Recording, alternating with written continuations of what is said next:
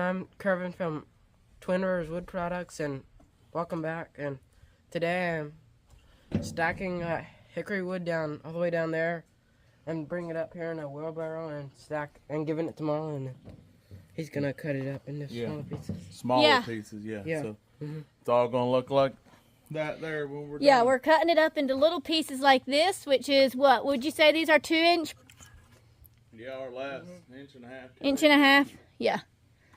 So I talked to a buddy over in West Tennessee, Karsten Coe, and he barbecues a little bit, and me and him get to talking about firewood and stuff, and he wants to try a rick of that hickory there, split down to nice little small pieces. So we're gonna see if he's happy with that. Some that's partially seasoned. Yeah. This has been cut probably pushing 6 months now, probably. Yeah, and at the time we cut it bigger.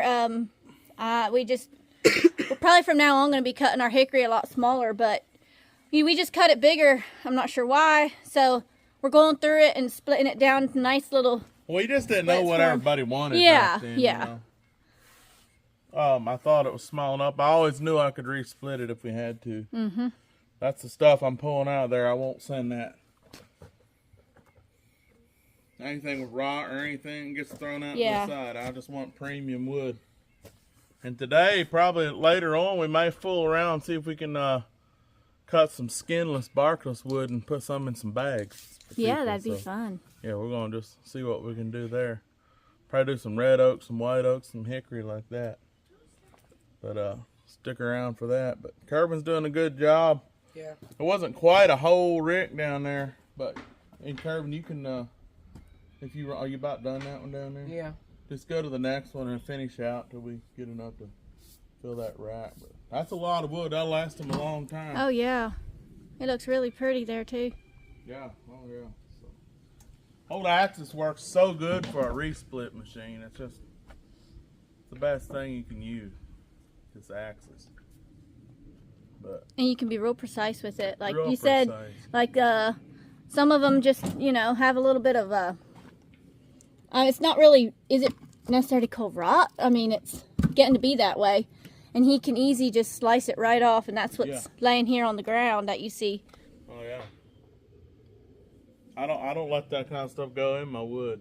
I mean, I just don't like, not unless it's number 2 wood or boiler wood. I mean, I'll let whatever goes in there, but we sell it for cheaper. But I'll tell you what, I was Jack from over there at Log Cabin Firewood commented this morning, and he said, of course, he got a new Axis as well, and he said, and he's got a 916 Easton made wood splitter.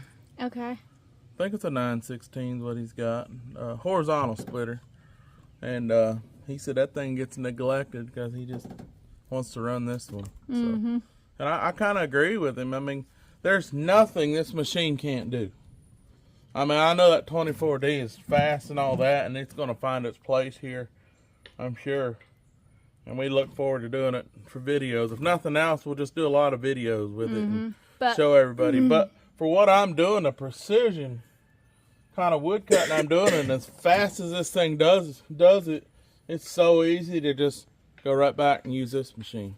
I mean, it's the ultimate machine, and it's so fast you don't need a 4-way wedge on it. It's just about everything you could ask a machine. Like I said before, I don't know how you can make it any better. I mean, things evolve, I'm sure, and I said in another video, we'll probably look back sometime and laugh, and think, well, things can keep getting better, but at this point in time, I don't know how those machines could get any better. I mean, I don't know. I mean, there may be safety features you could put on, but I mean, a machine like this is always going to be dangerous. I mean, there's no point in putting any more safety features on it. It just does everything you need. It's pretty much everything we ever dreamed of. It really is. I mean, I'd take this thing over a processor. I mean, I'm not saying I wouldn't have a processor sometime. I probably will, I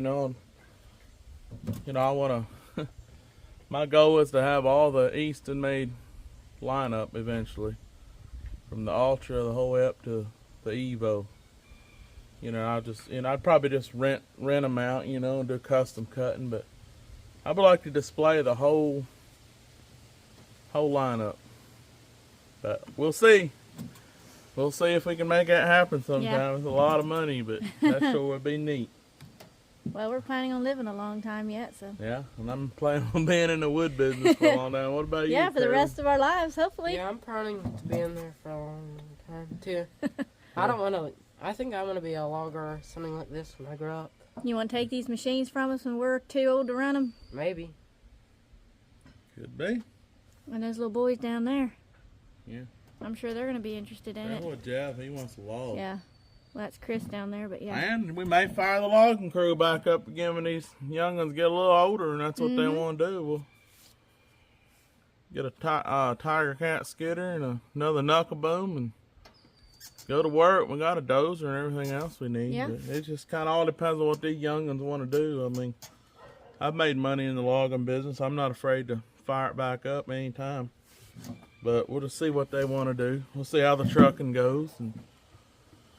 But there's some hard-working young'uns. If that's their dream, I'm gonna make it happen for them. Yeah.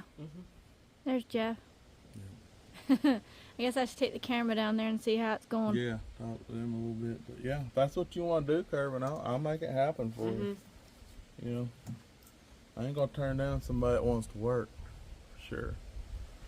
That or yeah, I mean they can always get their CDL at 18. True. But yeah. they can't go out of state till they're 21. That's right. So, I mean, we have the means to go back to logging if we need to. Yeah, and I will. I mean, I got tracts of timber we can cut now. I need to. But we'll see how it turns out. But for now, we're just doing this. And I would like to just stay home and do this every day if I could. I know you would. You like the truck. I do like to truck. But this is where I'm happy right here. I like to be home. I'm really digging this, being able to stay home and. Yeah, and with the machines, it's funner than ever. If you're stuck on the little county lines, it was fun, but it's just so slow. You work so hard. It gets boring after a while. And it gets so boring. This here, I've not been bored yet because this keeps you on your toes all the time. And, yeah. But anyway, all right. Well, we're gonna get back to work. Creed, you want to say hi to everybody? He's behaving pretty good this morning. There's Lily. He's not been behaving Hi, too Lily. well the last couple of weeks. I don't know. We need to probably fix him. He has the tendencies to, run around a little bit. Little ornery, and I mean, he don't get certain times of the year he gets a little ornery. He only listens when it suits him, Isn't that right, buddy? Got to call him 5 or 6 times before he listens. And Billy's grooming him. Yeah.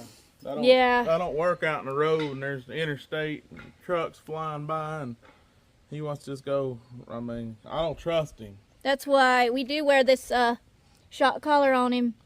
Sometimes, not all the time, but when he gets to being like that, we put it on him just to be able to keep track of him. And tell him about that time you and Rondi got home and he jumped out of the truck. Yeah. He will barrel that truck and almost knock whoever's in. And he went across the road and y'all called him back and he ran out right in front of a car and a car hit him. And it scared him so bad he pooped himself. That's right. Hey, that's the cold bare truth of it. He really did. He realized what happened. It scared him so bad he just cut But the car didn't hit him hardly at all. It just got him like in his rear end, I guess. You don't know how hard I really don't know. He cut a turd right there. Yeah, he did. It scared him so bad. He was shaking. Because I was looking him over to see if he hurt himself, and I was like, well, he stinks so bad. I was like, I don't know why he stinks so bad. And yeah, he scared one out of him. He did scare one out of him. It come from way down in there, I guess. I don't know. But I don't know. He got a bass after that, but yeah. Well, he keeps life interesting around here. He comes up does. with some crazy ideas and stuff.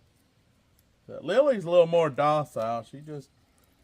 Lily. She may be a little simple in her mind, maybe a little more. She was the runt of the bunch, and she's nice. She's a little peculiar, a little strange. Marlon raised Lily's mom, Teddy Bear, from a pup, and Lily was in the last litter that Teddy Bear had. But Teddy Bear passed away. October was a year. Yeah. That was your childhood dog, I guess. 16 years old. She was 16. You remember Teddy Bear? I never got to see Teddy Bear. Yeah. I just know how she looks. That's all. Mm-hmm. Yeah, looked nothing like Lily. She was brown. Looked like Benji in the Benji movie. Yeah. Except for her eyes. That's the only thing. Yeah, her eyes do look like Lily, or Lily's eyes look like hers. Yeah, you're right. It's like the little boys are getting the gist of it down there. Yeah, I'm going to go down there and talk to them. See if they'll tell the camera what's up, then I'll bring it up here. Yeah, we'll get started. All right. Yeah. So, these are little hickory sticks that our new excuse me, our new friend JR Stanfield and his grandson Weston came yesterday and brought these little hickory sticks. They're reject sticks from a mill over in Regan, Tennessee, which is probably a 40-minute drive from here. They're actually drumsticks. They make these little hickory sticks into drumsticks. So these are the reject ones. The collaring's not right. Something's off with them. Maybe the grain's not right. They got some bark on them. And he brought them for us. So the boys are stacking them up on this pallet. And they had a bunch stacked on there, and then they realized that they're just going to fall off the ends. So they started stacking them like that. That way it holds the ends together. That was pretty clever, Jeff and Chris.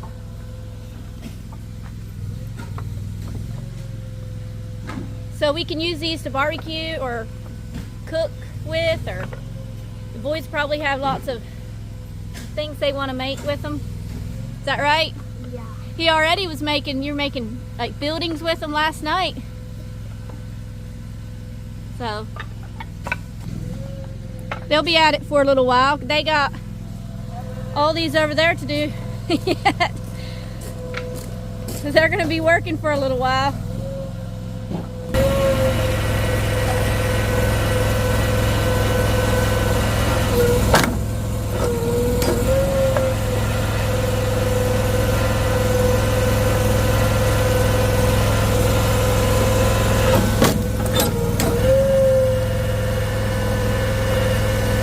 That's tiger bark hickory.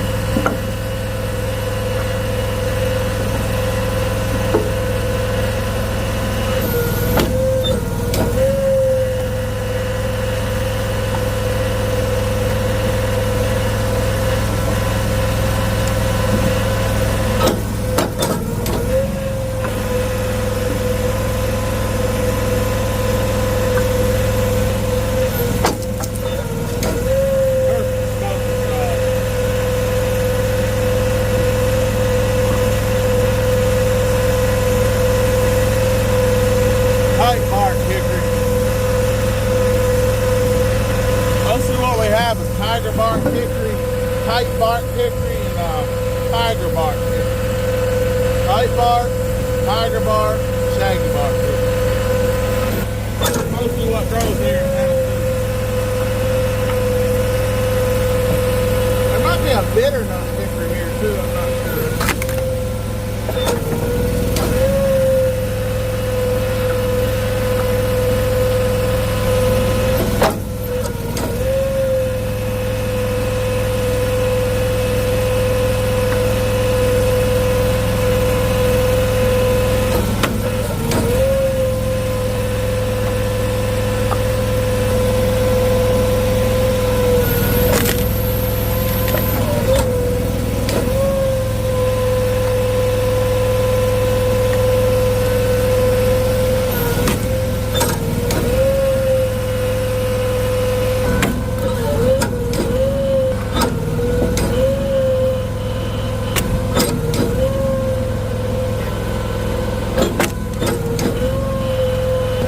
It's shaggy bark hickory right here. That's what it looks like.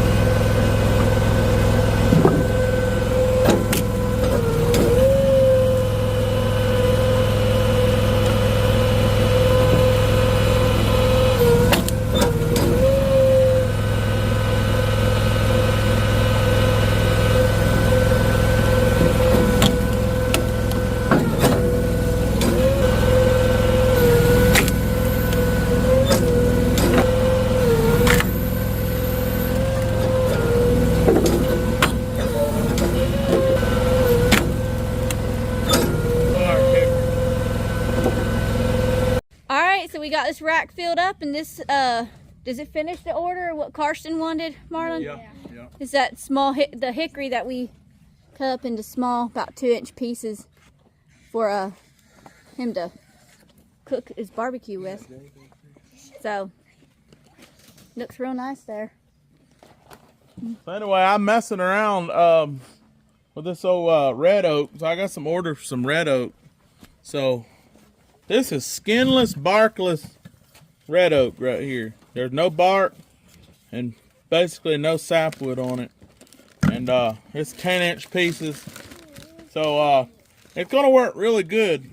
Kirby, give me that little piece down there. One of those little pieces. This is a little 5-inch pieces right here. So pretty much what I did is took a 16-inch piece, cut 10 inches off of it, and then you're left with about 5.5 inch, you know. And yeah, see? That's what you get. See, that's 10-inch piece. And then I make little bitty chunks out of this right here. I cut the bark off and everything. So I have these bags right here. Jenny's got a bag. So what we did here is we stuck 10-inch pieces on the bottom, you know, straight up and down, and then filled the rest of it with these little 5-6-inch smoker chunks. So made a really nice bag of wood. That's just perfect for somebody, really you know, nice. that they can throw them in there to cook their ribs and that, to cook their Boston butts or whatever. So we're thinking of doing this with the hickory? Yeah. But probably more so with the red oak. I don't know. But we're gonna get $10 for this bag right here. I mean, it's, you go to Walmart and spend $13 or $14 for a little plastic bag of stuff that ain't even half the quality this is. So I think $10 for that whole bag of premium barkless splits right there. I think that's a pretty good deal. So that's what we're gonna start out at. It's $10 a bag. So. And it's filled full too. Yeah. That's about it for the video. Of course, we got a lot of these other pieces with bark on it that Jenny's sitting on there. You know, we're going to sell it for like your solo stove, mini firewood, solo stoves and whatnot. So that'll probably also go into bags as well. But yeah, a lot of work, but that's some premium firewood right there. No bark, no anything on it. So Easton made works just wonderful to cut wood up like that. So I think that's it for this video. We had some fun out here. It's kind of chilly out here today, but Yeah, I want to put my jacket on. yeah, so it's been a good Sunday afternoon. Feels like a Saturday. Yeah, it does. Well, thank you all so much for watching. Hit that like and subscribe button, and we'll catch you on the next video. Bye. Bye, everyone.